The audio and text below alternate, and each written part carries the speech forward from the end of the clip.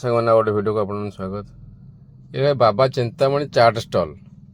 ଯେତେବେଳେ ଆମେ ମିସେସ୍ର ମୋର ବରଗଡ଼ କୌଣସି କାମରେ ଯାଉ, ଏଇଟା ଆମର ଝାରପଡ଼ା ଯେଉଁ କେନାଲ ରୋଡ଼ ସେଇ ରାସ୍ତାରେ ଗଲାବେଳେ ବହୁତ ଜୋର ବାସ୍ନା ହୁଏ, ଚାଟ୍ ସ୍ମେଲ୍ ହୁଏ।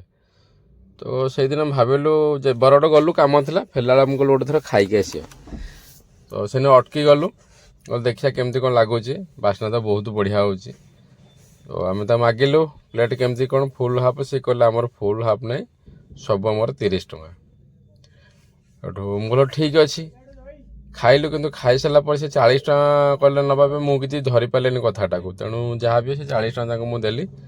କିନ୍ତୁ ଯଦି ଖାଇବା କଥା କୁହାଯାଏ, ମୋତେ ଜମା ଖାଇବା ଟେଷ୍ଟ ଜମା ବି ଭଲ ଲାଗିଲାନି।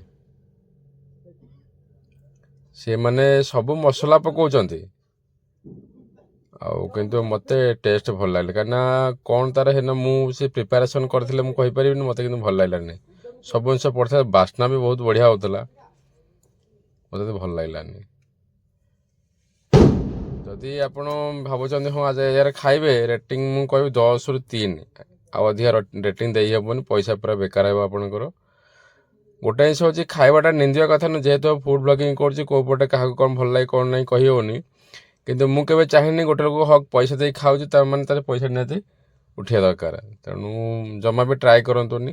ଆଉ ଗୋଟେ ଜିନିଷ ମୋର ସେମିତି ଗଲତଫହମି ଜିନିଷଟା ଥିଲା ଯେ ଭଲ ବାସ୍ନା ହେଉଥିବା ଜିନିଷଟା ନିହାତି ଭଲ ହେଇଥିବ, ଆଉ ମୁଁ ସେଇଟା ଏଠି ମୋ ସାଉଣ୍ଡୁ ପାଇଲିନି।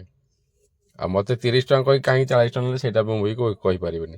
10 ଟଙ୍କା କଥା ମୁଁ ତେଣୁ ଯୁକ୍ତି କାଢ଼ିଲେନି। ମିସେସ୍ ପାଖରେ ଲେଡ଼ିଜ୍ ପର୍ସନ୍ ଥିଲେ, ମୋତେ ଏଠି ଆଉ ଅଧିକା ଯୁକ୍ତି କରିବା ଭଲ ଲାଗିଲାନି। ଠିକ୍ ବୟସ୍କ ଲୋକ ହେଲାଣି, ଯାହା ବି ସେ ତାଙ୍କର ଅଛି ସେ ତାଙ୍କର ନିଅନ୍ତୁ, କିନ୍ତୁ ଭଲ ଆମକୁ ଜମା ବି ଲାଗିଲାନି। ଦୋକାନ ହେଉଛି ମେନ୍ ରୋଡ଼ କରେ, ଯେଉଁଟା ଆପଣଙ୍କର ସ୍କୁଲଟା ଅଛି ଗୋଟେ ପାଖରେ, ସେ ସ୍କୁଲ ପାଖରେ ଆପଣଙ୍କର ପଡ଼ିବ।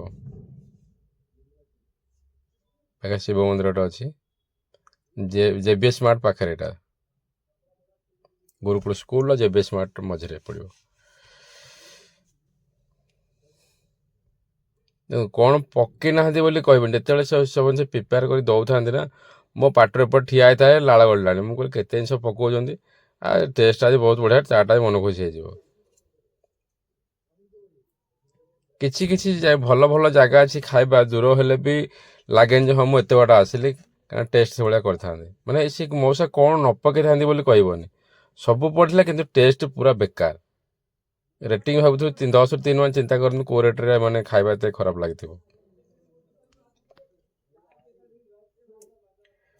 ତ ଆସି ଜମା ବି ଟ୍ରାଏ କରନ୍ତୁନି। ତ ଦେଖା ହେବ ପୁଣି ଏକ ନୂଆ ଭିଡ଼ିଓରେ। ରହିଲି, ଜୟ ଜଗନ୍ନାଥ।